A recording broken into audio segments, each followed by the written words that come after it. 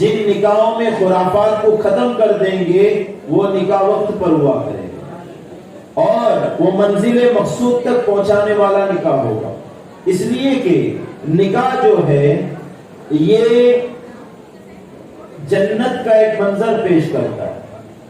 اگر ہم اور آپ نکاح خوانی کے یہ ذہن میں تصور لائیں کہ سب سے پہلا نکاح کس کا ہوا اور کہاں ہوا تو ذہن ضرور یہ کہے گا اہل علم حضرات سے سب سے پہلا نکاح حضرت آدم کا حضرت حوا سے ہوا اور وہ نکاح جنت میں ہوا. تو جنت کا ایک منظر پیش کرتا ہے. لیکن کب؟ جب سنت کا ماحول ہوگا تب یہ سارے خیالات آئیں گے, ورنہ خرافات میں تو اللہ رحم فرمائے.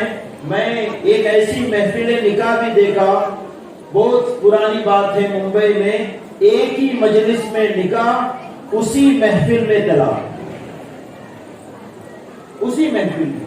وجہ کیا بنی میں آپ کو بتاتا ہوں. نکاح خوانی ہو گئی, سارے لوگ کھانا وغیرہ کھا لیے. اب جب بارات آئے, سب لوگ جانے کی تیاری تھی. اس وقت ان کے خاندان میں ایک رواج یہ تھا کہ لڑکی کے خالو جو ہے وہ دلہن کو اٹھا کر گاڑی میں بٹھائیں.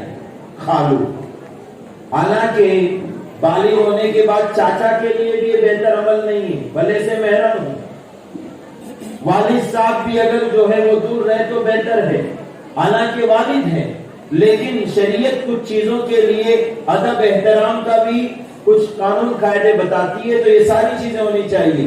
اب وہ لوگوں نے ضد کیا کہ ہمارے خاندان کا رسم ہے, تو دولہے میاں نے کہا خاندان کا رسم نکاح سے پہلے جو کرنا تھا کر لیے, یہ اب میری بیوی ہے.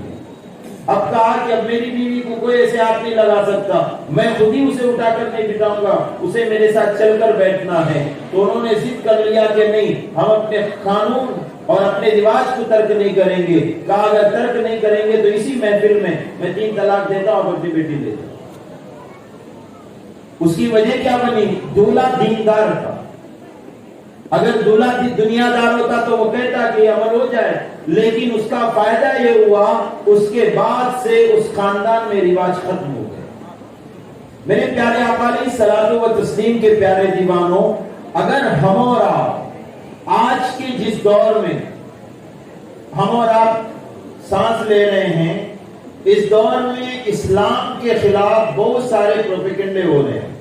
وہیں پر نکاح کی محفل کو دیکھ کر, اس لیے کہ ہماری محفلیں جو ہوتی ہیں وہ عام طور پر اعلان ہوا کرتی ہیں, ہماری خرافات کو دیکھ کر غیر مسلم جو ہے وہ ایک غلط تاثر لیتے ہیں. اگر ہم ایسے ماحول میں اسلامی طرز پر نکاح کا معاملہ کریں گے, میں کہتا ہوں مسلمان تو مسلمان ہماری ایسی محفلوں کو دیکھ کر غیر مسلم بھی متاثر ہو جائے. اس کی وجہ یہ ہے کہ اسلام جو ہے یہ دین فطرت ہے. ہمارے یہاں پر کوئی ایسی بات نہیں ہے جو فطرت کے خلاف ہو, جو مزاج کو پسند نہ آئے, جو طبیعت کو نہ بھائے. اسلام کے اندر سارے قانون وہ ہیں جسے طبیعت پہلے قبول کرتی ہے, فطرت فوراً قبول کرتی ہے. انسان کا مزاج یہ کہتا ہے کہ اگر یہ بات ہے تو اسلام بڑی اچھی چیز ہے, اسلام بڑا پیارا مذہب ہے. اگر ہماری خرافات کو دیکھیں گے تو لوگ کہیں گے کہ اسلام اچھا نہیں ہے مسلمانوں کی کردار کی وجہ سے. یاد رکھیں یہ نکاح جو ہے یہ صرف نفس کی لذت کے لیے نہیں ہے, نکاح حضور کی امت کو بڑھانے کے لیے, حضور کی امت میں برکت آ جائے اس لیے نکاح ہے. نکاح دو خاندانوں کو ملانے کے لیے ہے. نکاح جو ہے اللہ کی رحمتوں کو اپنے قریب کرنے کے لیے. تو یہ جو نکاح کی محفل ہے, جو میں کہہ رہا تھا اسلام فطری مذہب ہے, فطرت اسے فوراً قبول کرتا ہے. اگر آپ ہماری اس محفل نکاح کو دیکھیں, اگر آپ ہندوستان بھر میں نکاح کے معاملات دیکھیں, ہر جگہ نکاح کا طریقہ جدا ہے. اب آپ سید صاحب سے پوچھیں آپ کے یہاں کیا طریقہ ہے. شواف حضرات کے یہاں پر یہ طریقہ ہے, لڑکی کے والد خود وکیل ہوں گے اور بحیثیت قاضی سید صاحب یا کوئی خطیب جو ہے وہ ان سے کہیں گے کہ آپ اپنی بیٹی کو اپنے داماد کے حوالے کر دیں. یہ ایک طریقہ ہے. ہمارے یہاں پر دوسرا طریقہ آپ نے کئی ایک جگہ دیکھا ہوگا, دولہے کے والد دلہن کے والد دولہے کے ہاتھ میں ہاتھ دے کر پھر وہ قاضی صاحب نکاح پڑھاتے ہیں. میں نے مہاراشٹر میں ایک علاقہ ہے ڈنڈائچا, وہاں پر ایک نکاح کی محفل میں تھا. وہاں پر میں نے دیکھا کہ قاضی صاحب دولہے اور دلہن کے والد کے ہاتھ پہ کپڑے سے باندھے. ایک صاحب نے پوچھا کہ حضرت ایسا کیوں کیا؟ کہا وہ رشتے میں مضبوطی آ جائے.